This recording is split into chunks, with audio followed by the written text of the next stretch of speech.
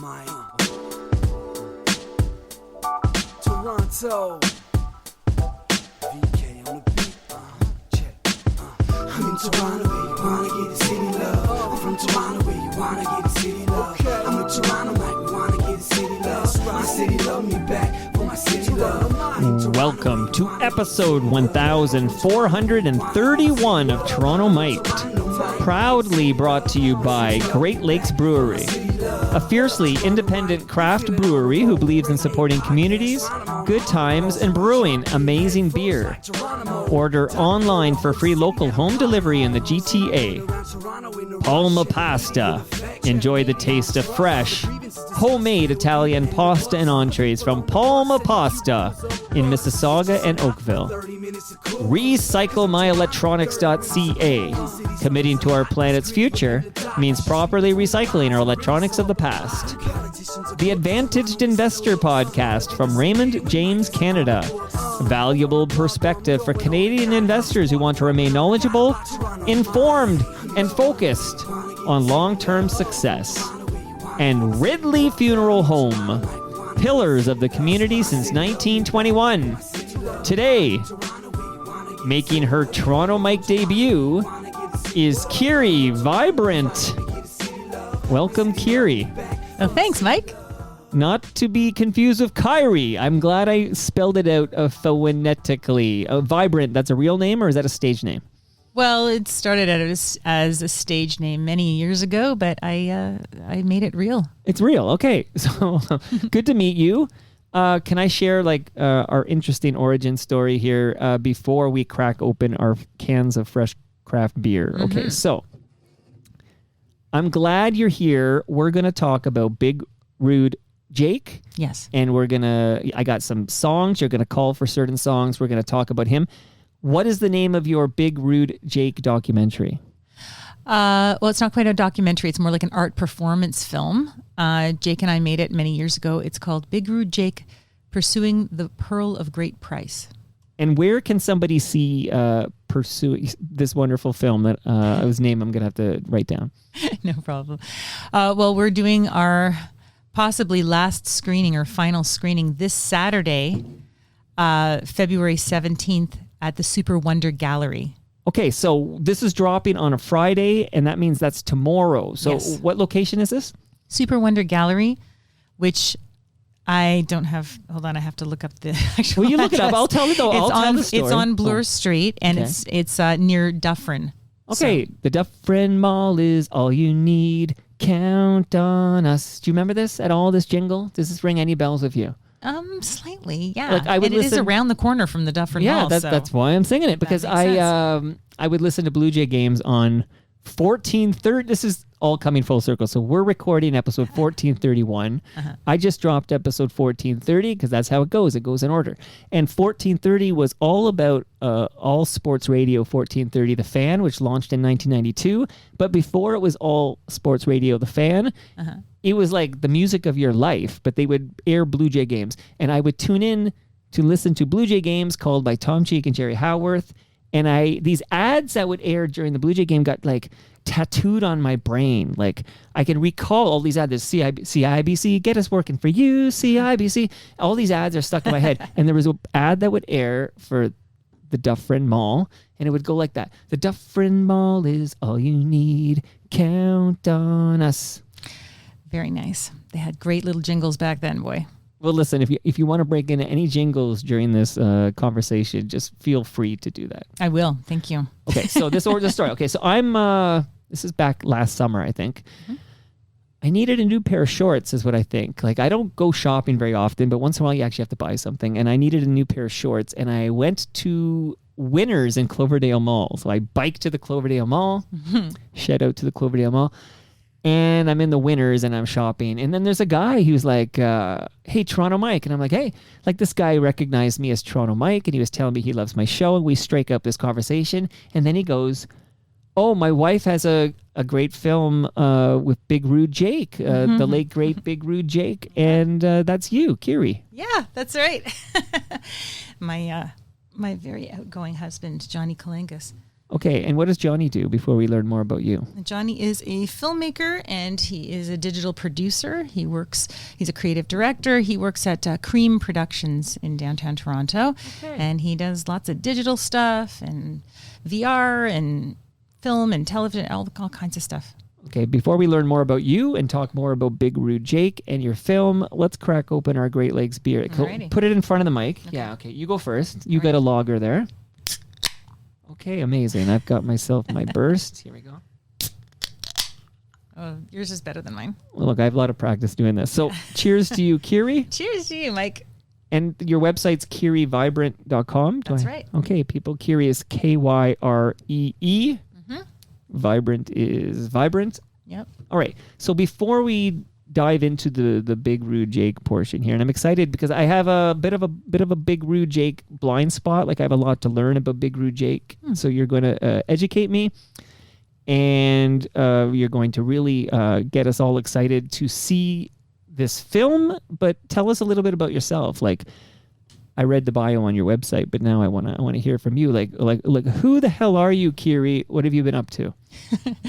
Well, I'm a Toronto-based artist. I am primarily a singer-songwriter.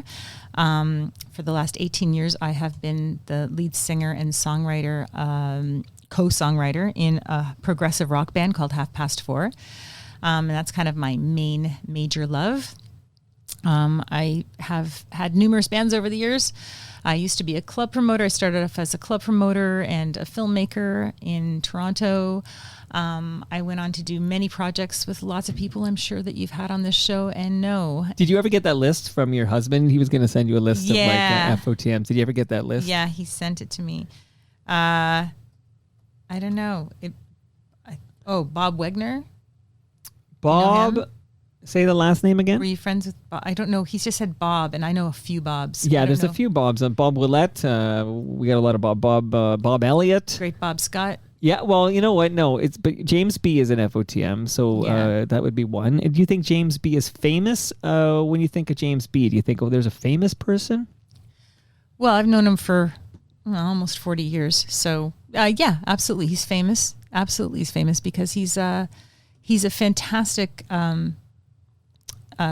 DJ on Jazz FM. Yeah. And he's been in a lot of very infamous bands, like the Look People and the Royal Jelly Orchestra. He's toured everywhere. He's been part of huge things. And he's a really famous, amazing, huge guy who has created huge scenes in Toronto. In fact, I know a lot of my most treasured friends only because I knew him back in the old days, back in the early 90s when we used to do Amazing. all kinds of stuff together. Yeah. Okay, so shout out to James B. Do you know this song? I don't know. It's pretty good, isn't it?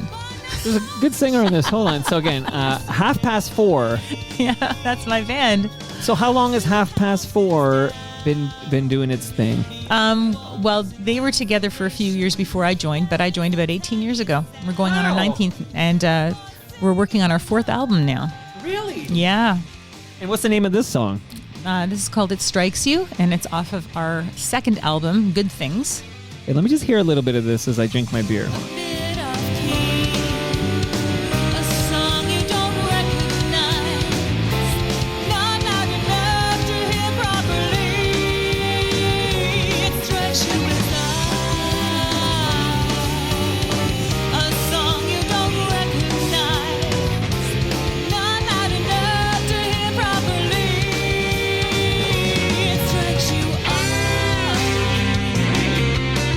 I'm digging it. I dig this vibe. Cool. You're cool. Thanks. Have you collaborated with James B? Absolutely, yeah. I was the first singer in the Royal Jelly Orchestra when he first put it together so very many years ago. And I used to tour when he got signed with the MG. We toured Canada together. You're blowing my mind right now. Yeah. Oh my goodness gracious. Okay, so On one of his first Royal Jelly Orchestra albums, Cocktail Shaken and Stirred, I did Safety Dance. the songwriter of Safety Dance also an FOTM, but I don't know if you're cool. Ivan Dorocek. Yeah, neat. Okay, so if any other connections come in, if your husband texts you any other names, because he does. He says Chris Finn. Okay, yeah, Chris Finn came on with Blair Packham a year ago yesterday. Yep. Okay, yeah, funny guy. Yeah, funny he's guy. great. I love Chris. He's Okay. amazing. Kurt Swinghammer? Kurt Swinghammer. Yeah, Kurt Swinghammer is one of the unsung heroes in this city. Wonderful musician. He biked here, and we had a great chat. Yeah, Kurt Swinghammer. He's great. He's another guy I've known for a long, long time. Incredibly talented artist and musician. Alan Zweig. Alan Zweig, I think it's Zweig. Zweig, But sorry. Alan came on. He's like the curmudgeon of the TMU, the Toronto Mike Universe. Like, I get so many notes.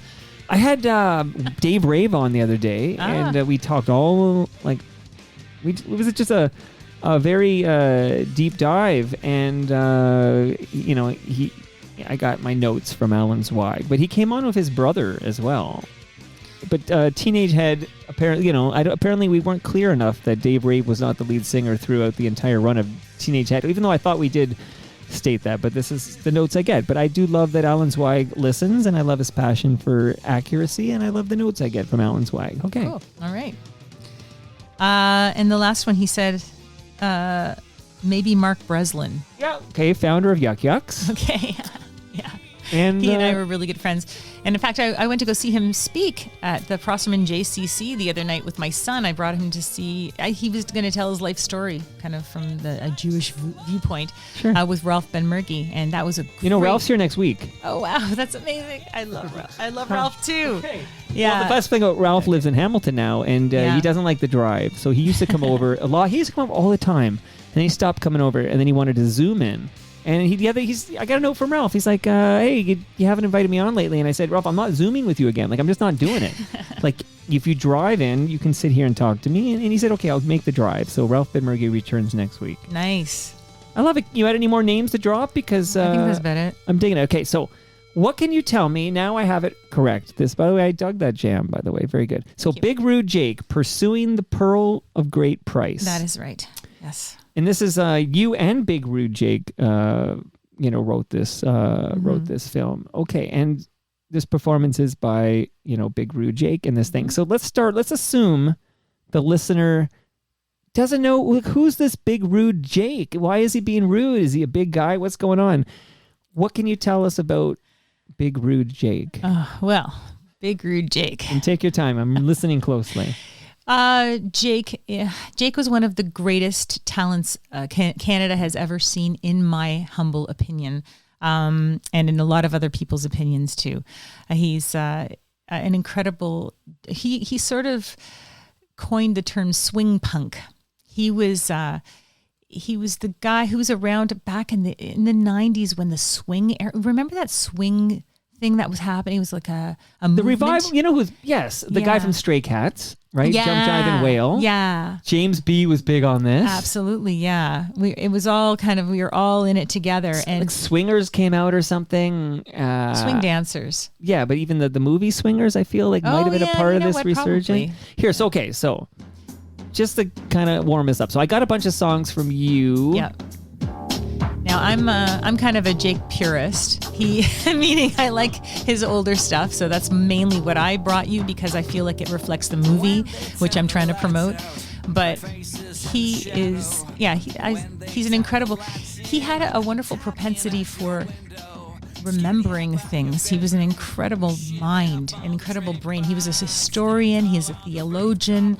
He was really well educated. He was a philosophy guy. He would just spout philosophy, and we would just talk for hours on every subject and just talk, and he would come up with all kinds of ideas. And you know those friends, and you probably have a lot of them because of this show, but those friends you just do stuff with them all the time. They're people who, there's people that you hang out with, but there's also people that make stuff with you. And he's the guy. Oh, like Rob. He's like your Rob Bruce. Yeah, like he likes to. I just want to shout stuff. Rob out because I know you know Rob. I've known Rob for a long time too. Just and he's incredibly talented as well. Wonderful guy. So yeah, annoyingly so. But Jake is just one of those guys that you make stuff with. He's the kind of guy who, you'd be walking down the street, you'd bump into him, and he'd be like, "Hey, I was thinking about this thing. What do you think of this?" And he'd throw some idea out at you and want your feedback, right? And then he'd take your feedback and he'd try it out. He was so open-minded and so brilliant. His music was incredible. People used to pack his shows all the time. And he's an incredible performer, wonderful guitar player. Anyways, he was the best man at my wedding. And he kind of narrated. I had a wedding show. When Johnny and I got married, we are actually down here on the Lakeshore Strip at Casa Mendoza, and Jake was out there with us narrating the whole thing, and it was incredible. And after that, I was like, he's such an incredible guy, an amazing songwriter, but also an incredible storyteller. Between songs, he would go off on tangents and talk about how the song came to be and his reasoning behind it, or just some ideas he'd come up with. And I said, I want to accentuate that. I want to spotlight the stories that you tell between the songs, not just the performance of the songs. So that's sort of the essence of this film, is that it is a performance film with him on stage with his wonderful band playing, but it's also him coming off the stage in dreamscapes, talking to people or at people or with people or just to the camera about his experience in life. And it became sort of about him and his sort of, progression from when he first left his parents' house to become a punk rocker in New York City or in Toronto, and his fascination with the underbelly of Toronto and the down and outs, the rough and the tumble characters of gritty downtown, and his love for Toronto and his love for the big city. And then, and all the different things that he went through mentally and philosophically and spiritually in that time. And it's kind of cool. It's neat. It has animation. It's got green screen. It's got all kinds of effects. And the entire budget for the movie, up until we finished it, because I had to put some extra money into it later, was about $300. Get out of here. Everyone just chipped right in. You can't. This episode's going to cost me more than $300. Oh my goodness gracious. Okay. Yeah. So best man at your wedding. I mean, it sounds like you were very, very close to Big Rude Jake. Absolutely. So let me just right off the top give you my sincere condolences, because for those who don't know, Big Rude Jake no longer with us, sadly. So yeah, passed away in June 2022. That must have been awful. Oh, because far too young. It was, he was only 57, and it took him pretty quick, and none of us believed that it was happening until it happened. And I promised him, it was kind of a deathbed wish, I suppose. Yeah. I told him, promise, not wish, that I would complete the movie, because we kind of finished the movie, but it wasn't quite finished. It needed a lot more work, and we shelved it because we both got busy with families and other things. And Originally I created it with the intent of promoting, like he wanted to use it as a promotional tool, but after a while he sort of changed direction with his music and his life, and he decided that it wasn't really about what he was about anymore. So we shelved it for a long time, but we had put so much blood, sweat, and tears into this movie, right, that I promised him that I'd finish it, so I did. Have you made any movies in the past? I made a short film that got into a few film festivals a while back called Meeting Rock. But mainly my love is making music videos, and I've made an enormous amount, and they're all on my website. Kyree Vibrant .com. Okay, amazing. So I've learned about, and my apologies, I'm not the coolest cat in the room. Like, I mean, even when I met your husband at Cloverdale, I'm like, oh, this guy's cooler than I am. Like, I knew it right away. Okay. So it's like, I'm just learning about 4:30. At least I knew of Big Rude Jake, but I didn't really know a lot about Big Rude Jake. So I'm learning a great deal right now, but just really glad you're here. We're going to play some more music, but I want to let people know. So Big Rude Jake, Pursuing the Pearl of Great Price, which you can see tomorrow, Saturday at what time? Doors open at 7, and we're going to be showing it about 8 o'clock, I believe. And that's very close to the Dufferin Mall, okay? So just sing that jingle as you go to Dufferin and Bloor. And what's the name of that venue? It's called Super Wonder Gallery. It's a wonderful name. Okay, so I will tell the people. Look, I feel like I'm part of your PR team here. I mean, so I want to tell the people that this film, Big Rude Jake, Pursuing the Pearl of Great Price, it won Best, I hope you're sitting down, Kyree, Best Musical Feature Film at the International Music Video Awards in Budapest. Is that true? Yes. Really? Yes. Okay, that's a big deal. I have the award at home. It's great. It's the shape of a disc, like a record. Like a vinyl platter. Sure. Like a laser disc. A platter. Did you ever own laser discs? No, I skipped over laser discs. Smart.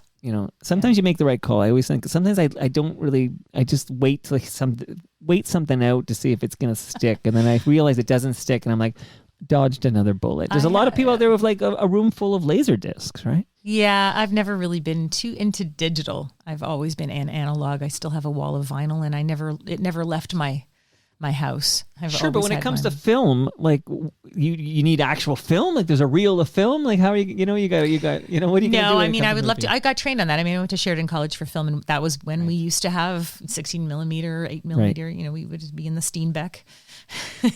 Making the films, but yeah, I mean it's a little more easy now with the digital in that way. But music is better analog, in my opinion. No, I like your opinion. You're here to give us all your opinions. Okay, so Budapest, move over because now we're going to Munich because this film wins Best Musical Feature Film at the Munich Music Video Awards. Indeed, yes.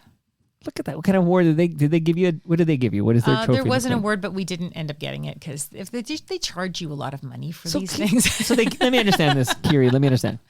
You win the award, and if you want the award, you got to send like a COD or whatever. I don't know. You got to send a check for like $350 or something. I think you can just pay for it on Visa or something. Okay, I know. You like the analog. I thought I'd bring it back there. Yeah, okay. Yeah. That's bullshit, by the way. Can I say, if you're going to give me an award, don't charge me for the award. Yeah, right? But that's how they Does the Oscars do that? Like I won? Yeah. Really? Yeah, they do, and so do the Grammys. I remember a friend of mine won a Grammy, and I went over and saw it, and I was like, oh my God, and they said, yeah, it costs a lot of money. And I was like, really? So basically, you're basically winning the right to buy the award. Yeah, that's how they keep this is real talk. The thing happening. Wow. They keep the scene happening by charging the artists money for the glory. The artists are the ones who can least afford to buy that award. Yep, especially me and my $300 budget. Because you're not Taylor Swift, right? You don't have a private jet. No, that's not going to happen for me, but it's okay. I'm happy with what I have. You're a true artist. Okay. I'm not done yet. A couple more, and then we're going to get back to Big Rude Jake here. But best zero budget feature. It's not zero. It's $300. This is bullshit. Okay, best zero budget feature $300 at the WRPN Women's International Film Festival. Yeah, I was surprised by that one. Okay, tell me why that one surprised you. Because it was a women's international festival, and I thought for sure some of the sentiments expressed in the movie were going to be a little bit, I don't know, clashy. Is that a word? I was a little bit worried about submitting it to women's film festivals because they tend to be very. You got to be more specific now. Woman what are these? Specific? Well, no, I mean, I'm a woman director, yes, but everything else in the film. I mean, he's the character of Big Rude Jake, and let's talk about that for a second because he is a character when he goes on stage. He's not himself, right? Like a lot of us are. We go up on the stage and we're characters. Is this like a persona he assumes when he's on the stage, yeah, like Buster Poindexter? Okay. Yeah, well, sort of, because Big Rude Jake, he was at one point he was a bit big, and perhaps he was kind of bawdy and rude. But I mean, when you met him, he was actually extremely polite and very charismatic and sweet. So he definitely was not rude in real life. So he had a character. So what was my point here? I was talking about. Well, you wanted to talk about the fact that he wasn't Big Rude Jake when he was hanging out with you on a Friday night or whatever, having dinner with you. He was Andrew Jacob Hebert. Well, yeah, never. Well, he kind of abandoned the Andrew part at some point, but his old friends, I'll still call him Andy. Right. But he was Jake to everyone. Okay. And just to finish up, so you were surprised because there's themes in this movie. So when you say there's themes, that's what I want to ask you. So there's themes in this music you thought might not. Oh, that's what I was getting at. Yeah. Right. So he was a persona. Sorry, thank you for steering me back. I just remembered. It's been a long day. Tell me about it. So yeah, I mean, I was a little bit surprised about getting that award because even though I'm a female director, he's the star of the movie, and he had pretty girls in the movie. He was talking about women. He was talking very candidly about an ex-girlfriend where he had very strong opinions about, how their relationship evolved and eventually separated them. And it was raw and it was real and it was true, but it was set within the context of his character. So was it real? Was it really real? I don't know. So are you wondering if they actually watched the film? Like, did the WRPN women... I don't doubt that they watched it. They probably just liked it because in spite of maybe some, I don't know. You know how people can I get a say little something? crazy these days? They're a little bit too crazy. Okay, but so this is an award you win for being like that with almost no budget. Look at this piece of art you created. Wow, which is amazing, right? So, do you know like what was the limit? Like, because it says best zero budget, and you were like $300 or whatever. But like, was it like you had to make your movie for under $1,000? Do you have any memory of like what was this ceiling you were allowed to spend on a movie in order to be eligible for best zero budget feature? I don't know. I mean, most movies are going to be made with like $1 million or something, a few 100,000 at least. I don't know. I mean, a feature film is expensive, but I just have a lot of friends in big places, I guess. I don't know. Okay, look, I need to meet your friends here. I need some friends in big places too. Well, listen, this is all within the kind of the framework of what the downtown Toronto scene was like back then. Well, tell me about the downtown Toronto. So again, just to recap here. So Big Rude Jake, he kind of comes to be, and I guess it's the early 90s, I suppose, is when he late hits the 80s, scene. early 90s when he hit the scene, and that's when I met him. And he had a wonderful band called the Gentlemen Players, and there's like 3 horn players, and you know the usual. And they would just blow up every place they went into. It was so much fun, crazy swing dancers and people going crazy. And it was very punk, though. It was very kind of raw and energetic. And you know, he and I got to be really good friends because we both had crazy ideas about and we also had a lot of love for downtown Toronto. And we decided to put together a project called Hoity Toity. And it was like our little production company. It's just him and I at the Toronto Reference Library looking through microfiches. Yeah, microfiche. I remember microfiche. Sure. And we were doing research on downtown Toronto because, you know, it was slowly becoming gentrified, slowly becoming something that we didn't like. And this was before condos, before cell phones, before anything digital. And it sort of, the movie that we made later on, this one, has a lot of scenes downtown that take us back into that because I guess it's 20 years ago that we made it. Okay, lots of questions, but now what I'm craving right now is I want you to pick. So we have a bunch of Big Rude Jake songs loaded up because you sent them to me. Could you cherry pick one that we can just listen to now to get a vibe of that early Big Rude Jake that you kind of fell in love with? You can tell me which song I should play, and then I'm going to drink my beer and I'm going to listen and we're going to talk about this. Okay. Jeez. All the ones that I sent you are my particular favorites, so I love them all very much, but I think that 7th Avenue is the one we should start with because it's a great song. Okay, this is Big Rude Jake, 7th Avenue.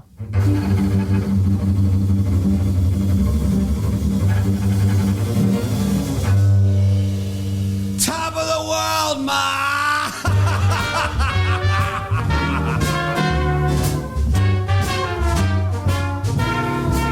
Wish I was back. Wish I was back with all them cats and tearing it up, man, just like we used to do. Oh, decked out like the devil's own on butane fumes and bad cologne and fleecing sheep along the avenue. When every wheel had a dame and every dame looked so fine with painted eyes and smoky blue perfume. Well, grab your tailor drapes and your lucky dice, 'cause man, we going out tonight. They wait for us along the avenue. We could be down at the diner eating red beans and rice. Could be at the Coliseum sipping the champagne on ice. Well, I'm a-telling you, man, there was no better place to be than right then and right there. Instead of next to me, the fine saloons and drinking holes, the marquee lights and burlesque shows that open like a soft nocturnal bloom. And the jazz would fill the air and curl like smoke and lick your ear as it drifted down old 7th Avenue. And I say, take me back. I say, no, take me back. Oh, take me back now. Back to 7th Avenue. Take me back now. I say, no, won't you take me back? 'Cause man, we never worked. All right, Kyree, take me back downtown Toronto or late 80s, early 90s. Like, can you name check other people part of the scene here? You got Big Rude Jake. Who else you got going on? Oh, well, for me, gosh, it was just an enormous amount of wonderful artists, some of who became very famous and very, very big, and some that, ended up becoming sort of middling stars. But in the early 90s, it was an amazing place, downtown Toronto. It was easy to live downtown. It was easy to, work at kind of some Joe job while you did your art.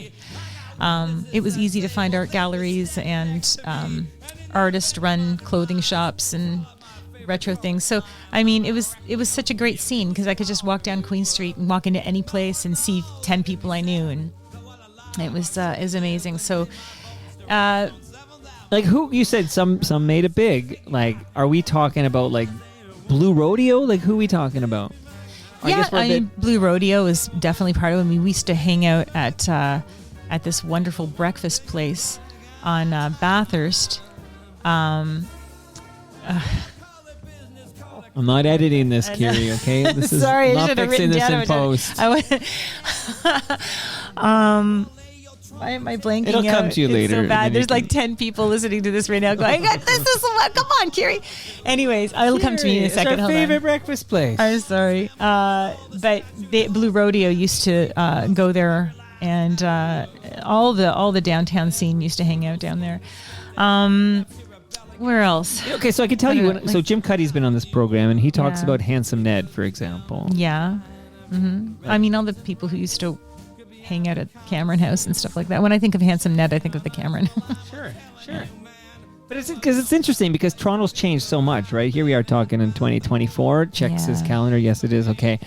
But like, you can't, I don't know how artists even afford to live in the city anymore. Like when you think about the cost to live like in the city, I'm just like, I have these conversations. So Kim Mitchell will talk about how all of Max Webster rented this house and they paid $100 a month each or something, and they could like afford to like be starving artists and still live in the core. I had my own apartment in 1992, 1993, around there. I had my own apartment on Sherbourne, right across from the Phoenix. And we used to, I don't know, I was a club kid. I used to work in the clubs. I used to book places. I worked at the Reverb, the Big Bop, for a whole year when they turned the Reverb into a big rock club called Rock 175 because that was the address on Bathurst Street. Right. I worked in the Boom Boom Room and the Lizard Lounge and all these different places. I worked in many different capacities in all the clubs. I knew everybody downtown. It was great. I even had my own jazz lounge called the Vibrant Lounge for almost, I don't know, I guess like between 8 months and a year. I had that place. Get out of here. Yeah. Where was the Vibrant Lounge? It was above a restaurant called Fabulous Nobodies on Isabella, right at Yonge Street, and it was a big fun for covered lounge. Your husband undersold you. Like, I just want you to know. Like, he was like Big Roo Jake, or whatever. But come on, you had me at the Vibrant Lounge. But Jake used to come and visit me all the time. He'd go and he'd be playing in Yorkville or wherever, and he and Michael Johnson, his horn player, they were best friends, and they would come into the Vibrant Lounge after their gigs, and sometimes they'd interrupt gigs. I'd have all kinds of people playing. I'd love to name drop, but I have like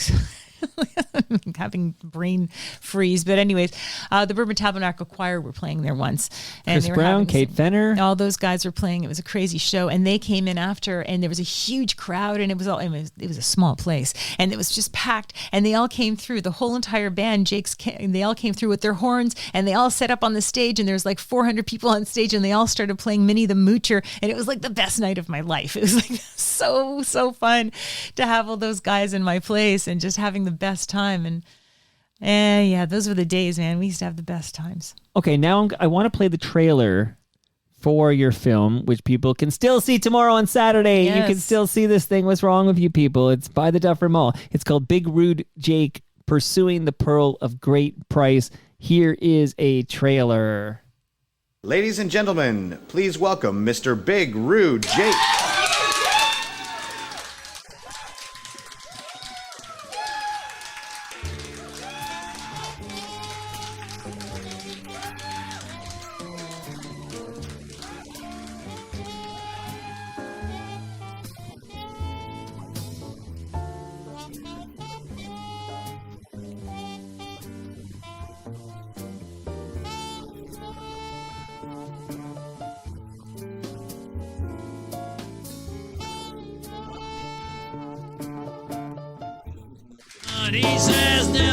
Very important clients in the club tonight. I just want a nice, clean show. 1, 2, 3, 4.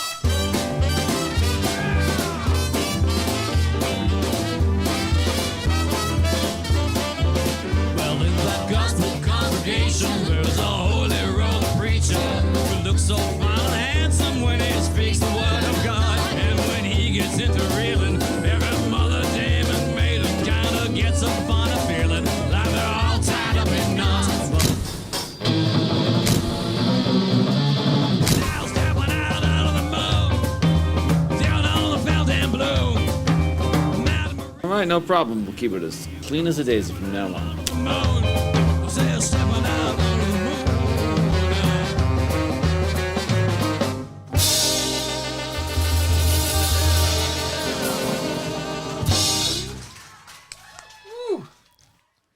Okay, wow. Exciting. Okay. No, I'm all hyped up here. Okay. So Big Rude, though, similar to Blue Rodeo, but I remember, and Bourbon Tabernacle Choir, I think, but leaves Toronto, right? So Big Rude Jake goes to New York. Mm-hmm. So tell me a little bit about, like, I think he goes to Brooklyn and signs a record deal with Roadrunner Records here. But tell me a little bit about, Big Rude Jake bolting the T-Dot here. Well, I mean, he had great ambition and he was always hungry for gigs and always trying to come up with new things so that he could, push his band forward. And his band was amazing. So they went down and they all lived together in New York. And I don't know how well it went. I mean, I wasn't there, but I did hear a lot of the stories. I think there was some good times and there was some bad times. And there's some very nice in-between times. I think they did a lot of great. I mean, I know he also did a lot of touring over in Europe and stuff like that. But when they were in New York, I think they did their best down there. But I think that's when they kind of, I don't know if they broke up completely, but after that, I think he was strongly considering having a solo career. So I don't know what happened down there, but that's for maybe Michael Johnson or someone else if you want to pull them onto the. Okay, so tell me now. Let's get specific about your relationship with Big Rude Jake and making this movie. So Yes. Like, give me the nuts and bolts here. Like, Big Rude Jake wrote this thing, and then you helped him make it. Like, when was this film? Like, just educate me there. Okay, so we made the film in 2000. It was the end of 2004. It was just after our wedding, actually.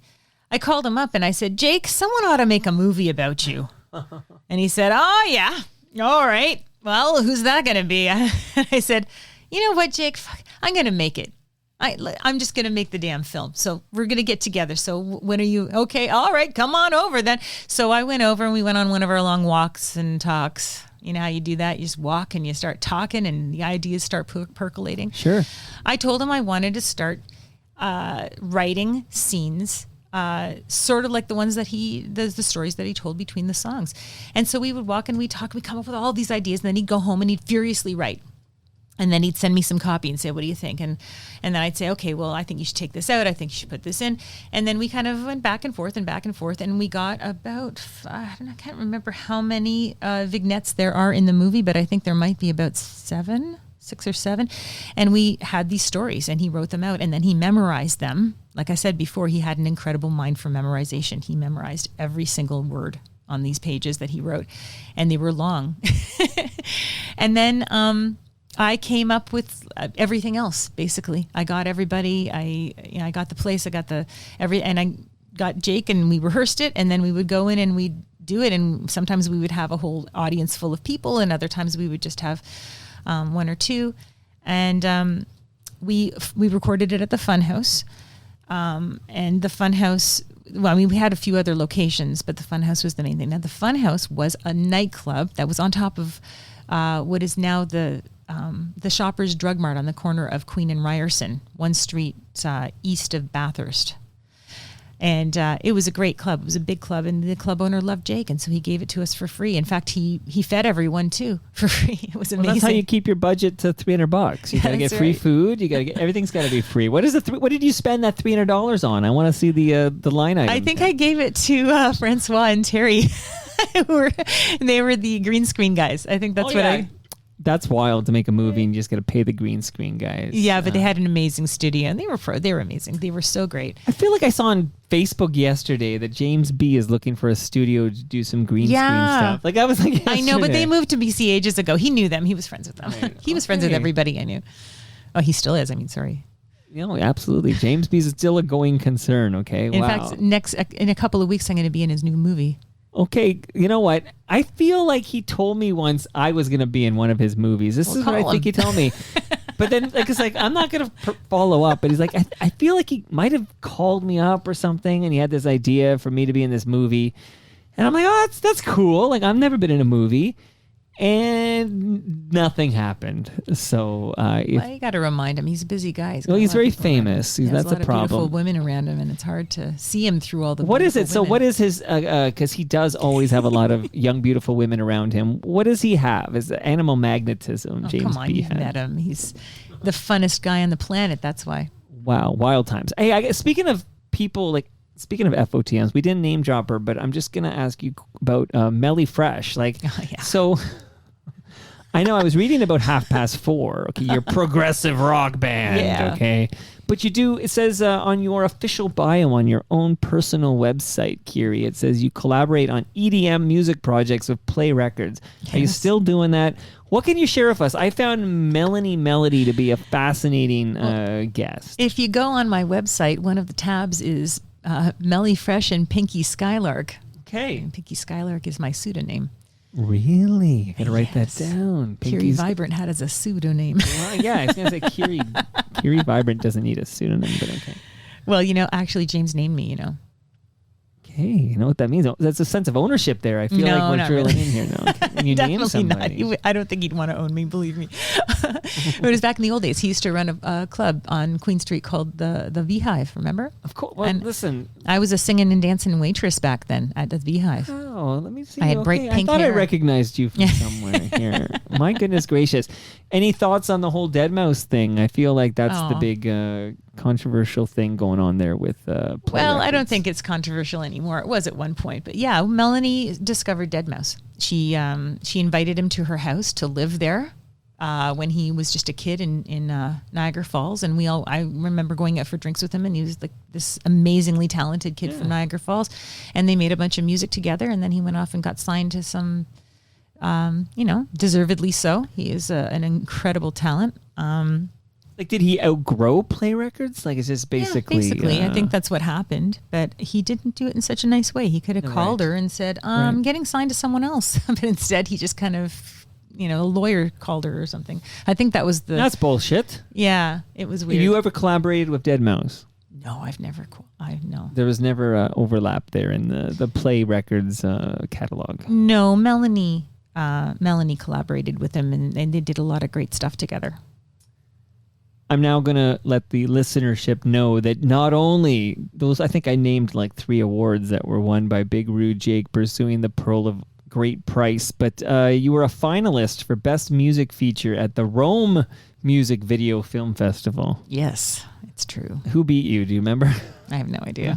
Well, fuck them, okay? I feel like that's bullshit. Okay? Well, it's Rome. When in Rome. Okay, who knows what's going to go down there. Would you mind cherry picking another Big Rude Jake song that I could play? I want to play another one. Well, one of his most beloved songs that everyone loves to sing along with is his double entendre song called it's not really double entendre. He has another one that's really great that I didn't put on the list. Never mind. I'm just talking too much. But it's Queer for Cat. It's a podcast. You're supposed Queer for Cat. Okay, so I was hoping you'd pick this. Do you want to like your mic is open during this? Did you want to sing along or whatever? Maybe I'll play it and see what mood you're in. No. How much beer?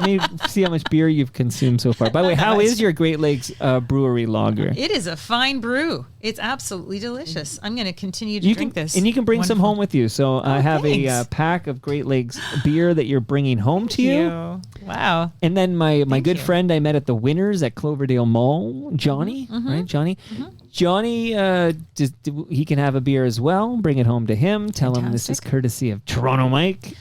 We're going to enjoy that on our porch in the warm weather when it finally gets warm out. It was warm last week, Come okay? on, it's blizzard today. What happened? I was like, what? Well, listen, I sarcastically I went on Twitter to say, It snows in Toronto in February, and somebody like replied back like I wasn't being like funny with like, are you surprised or something? And I was like, that's the fucking joke. Like, it's Toronto. I've been here for 5 decades, and it always snows in February. It'll snow well into April like it always does. Get over it. Right. And just be glad it's not going to snow into May. Okay. Just appreciate that fact. Okay. So before I click play, do you and Johnny enjoy Italian food?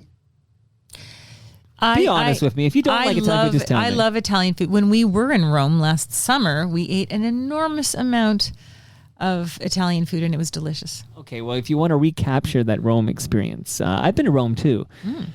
Just wanted to brag. Me too. I've also been to Rome. But the closest thing you'll get to authentic Italian food from Italy is Palma Pasta. They have locations in Mississauga and Oakville. I know you're a West End woman, so it's not very far for you. PalmaPasta.com. They're going to feed us at TMLX 15 on June 27 from 6 to 9 p.m. Kyree, you and John, he wants to be Johnny. Does he want to be Johnny? He's Johnny. Johnny, who's Johnny? He said and smiled in a special way. Who's Johnny? Okay, well, was that on the Short Circuit soundtrack? You know what? I think it was. Yes, Johnny 5, right? Yeah. And did you know Fisher Stevens is not of South Asian descent? No. I'm telling you now, Kyree. Oh, the 80s. I'm glad you're sitting down. Oh, the 80s. I just saw him in Succession. Okay, so you and Johnny should come to TMLX 15 on June 27. It's from 6 to 9 p.m. at Great Lakes Brewery in Southern Etobicoke. Palma Pasta is going to feed you, and Great Lakes will give you your first beer on the house, and there could be other surprises in store. But I'm actually going to send you home with a large, it's frozen, it's in my freezer, so this box will be full. I just had a guy here, Tim Haffey, and I told him I had I had a lasagna for him in my freezer, and he picks up this red box, and he goes, "It's empty." I'm like... I just said it's in my freezer. I'm going to put it in the box before you leave, and I'm going to do that for you, Kyree. Wow, that's exciting. Thank you. Woo. I feel very like a giving man, Monty Hall here. Okay. I love it. Ridley Funeral Home has sent over a measuring tape for you, Kyree. You can do. I can measure my casket. Excellent. Thank do you know 80% of guests make that exact same joke? I expected better from you, Kyree. No, That's the obvious joke. Damn it. Think harder next time, please. All right, I'm please. sorry about that. It's only in inches. What's this? Is that true? Oh, no, wait. Okay, never Come mind. on, Kyree. You had Put to on the flip it over. glasses. Yeah, I really do have to put on my I'm having glasses. trouble lately, Kyree. I don't know how old you are, but I am... I'm very old. Like, I actually before I left, because I work for myself now, but before I left my corporate gig, I decided to bleed out the benefit plan I had with them. So I got glasses because it was covered by this plan. And now if I get glasses, I got to pay for it out of pocket. Why doesn't OHIP cover my optometry? Anyway, that's another topic. A very good point. Thank you. Full of good points, Kyree. Stick around a bit, you're going to see. But the fact is I have these glasses, and I got these 5 years ago or something, but I never wear them. And lately, especially as the night progresses, like, so now we're like, as the night gets later, I get I'm unable to focus on things. Like, I know I'm gonna play what am I playing? Queer for Cat? Yeah, Queer for Cat. You got to get computer glasses. That's what I have. Oh my goodness, tell me more. Like, what is this? You get this at like they have like a blue lens or whatever to stop the glare, and then you can actually see the because like glasses there is usually... glare coming at me, and the lighting's shit down here, and there's glare coming in, and it's Queer for Cat. I'm gonna play Queer for Cat, but it could be Queer for Kim. Like, I don't know exactly. It could be that too. You never know. Is that a big Rude Jake song? What? Okay. Queef for Kim? Queef for Kim. You never know. Okay. Depended on how drunk he was when he sang it. So we're going to play this, and then I have some more Big Rude Jake questions. And I want to tell you that if you and Johnny want some investment advice, like I don't know if you're doing your own investments or if you have a guy or a gal, okay? This is important. Assuming Kyree. we have money to invest. Well, okay, let me, a very, very personal question. Do you rent or do you own? We own. Okay, can I tell you something? You're fucking rich, okay? If you own anything in this city, you're a rich woman. We were very, very lucky because we bought before everything went crazy. How long ago did you buy? 20 years ago. Okay, so your house is tripled, maybe quadrupled in value. Yepers. All right. Well, they take the money you get there, and you go to the Advantaged Investor podcast from Raymond James Canada, and you pick up a tip or two. This is good best practices and educational content that'll help you out. So hosted by FOTM Chris Cooksey, the Advantaged Investor podcast from Raymond James Canada. You got it, Kyree? I got it. Thank you for that wonderful advice. And last but not least, because I'm the advice man here, recyclemyelectronics.ca. I don't know if you have a drawer full of old cables or if you have old devices. I know you're going to throw that microphone in the garbage here. So you have old, electronics. Don't throw it in the garbage. The chemicals end up in our landfill. That sucks. Go to recyclemyelectronics.ca. I love it. So you know what you're going to do. And don't throw out that microphone. It still functions. Sorry, and I don't have big bucks like you, $300 for a movie. Waving my arms around and sorry about that. My goodness gracious. Okay, let me get to Queer for Cat. Enjoy. So now what exactly do you want me to do here?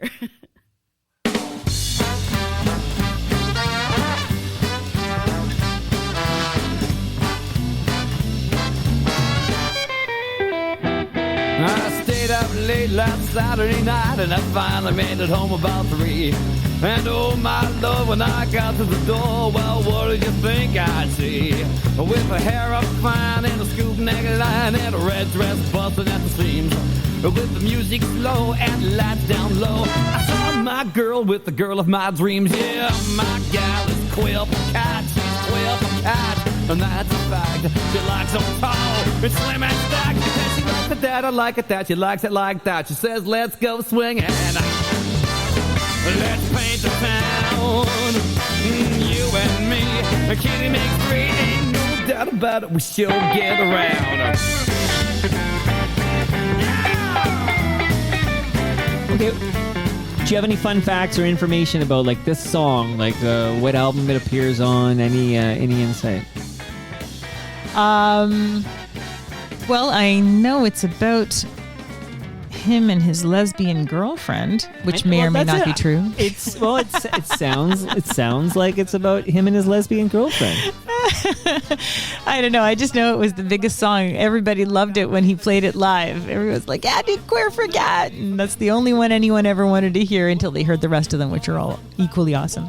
Well, one thing I like to do when there's an artist coming on that's, not Blue Rodeo or whatever is I like to see most viewed videos on YouTube. And like I just sort YouTube by the artist's name and most viewed videos. And this is a big one. Absolutely. And also we played Swing Baby. That's number 1. And then I was trying to dig in. It's like, oh, it was like a college radio hit. Oh, well, I believe it was Swing Baby that got ripped off. Some other fella put that out as if it was his and didn't credit Big Rude Jake. And Jake was pretty furious about it. And I have no idea what was done about it, but I haven't heard about it since. So perhaps he got some, I don't know. I don't know the end story of it, but I know that Swing Baby, some guy ripped it off. People do that. It's weird. It sucks because it's hard enough to be an artist, and if you're getting I just read an article about Kevin Hearn. He thought he was buying art from like an indigenous artist, and it turned out it was a forgery, and how he became like a detective to kind of figure out who's behind this. But yeah, it's tough enough out there to not to deal with like.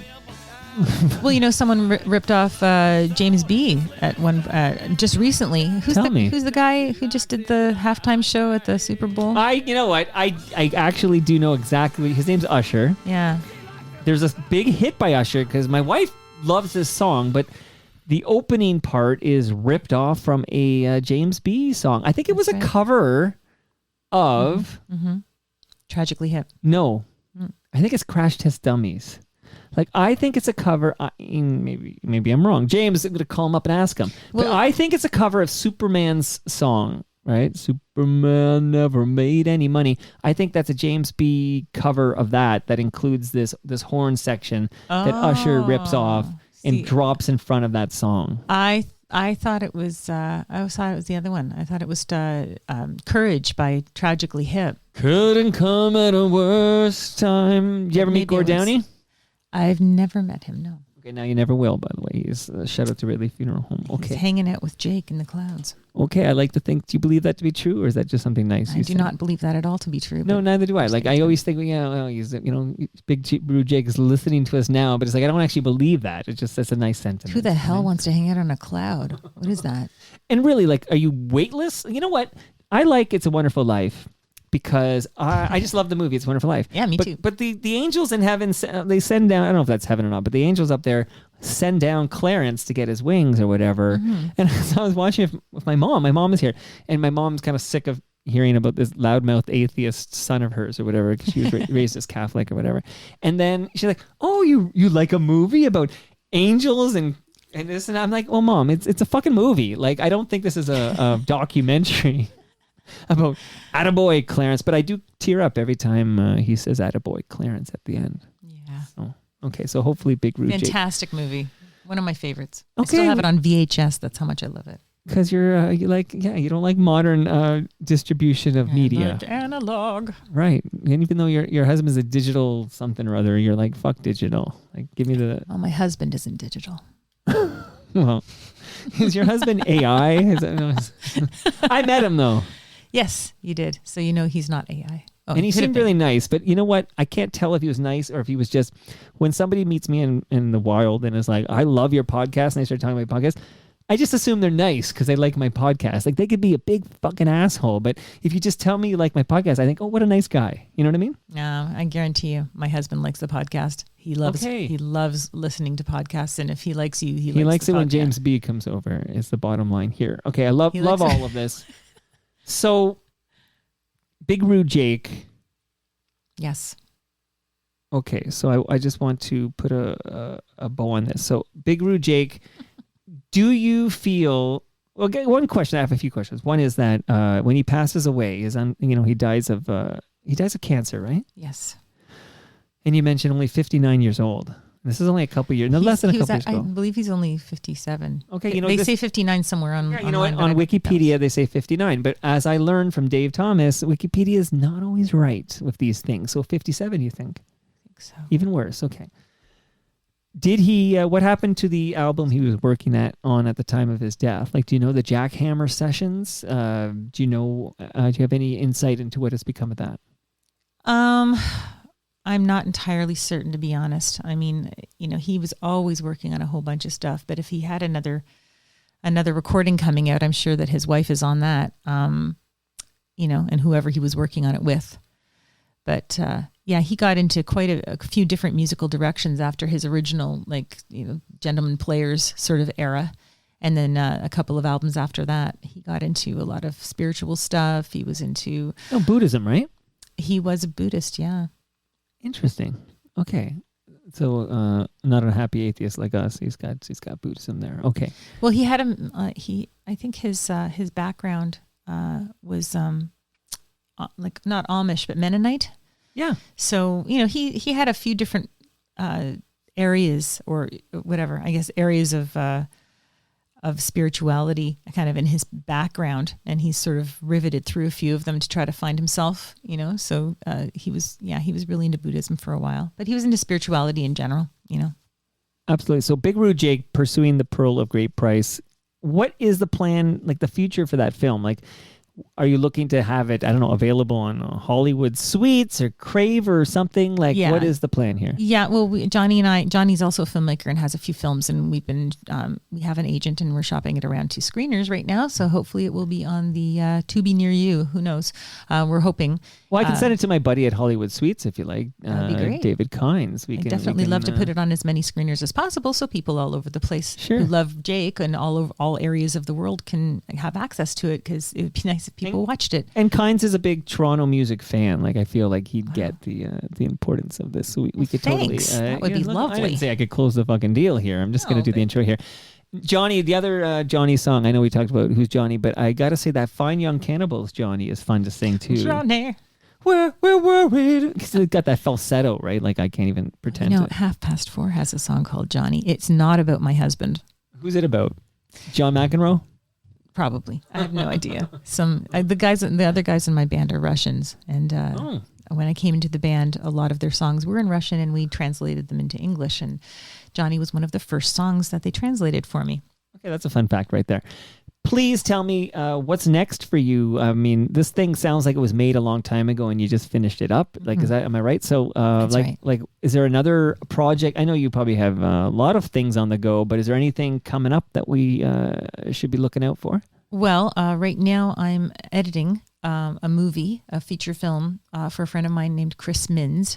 He likes to go by Dr. Mins. He is an incredible. Is he a medical doctor? No. Well, then you can't go by Dr. Mins. Come on. Well, yeah, he can. It's like Dr. Because he's an Snuggles? artist. Artists can do anything. He's a wonderful visual artist. He's also a musician. He's had an incredible history of music, doing all kinds of crazy music. He is a really wacky, off the wall, wild, amazing guy, and he is also a filmmaker. So he made a film, and I'm the editor of the film. It's called The Rise and Fall of Dorian Y, and it's a wackadoodle, amazing, funny film. And I'm getting into the kind of end game of finishing that up. And my big project for this year, I think, is just getting our album out. We're going to be recording in the late spring, and then hopefully doing some music videos and playing a lot live with my band. It's all about music.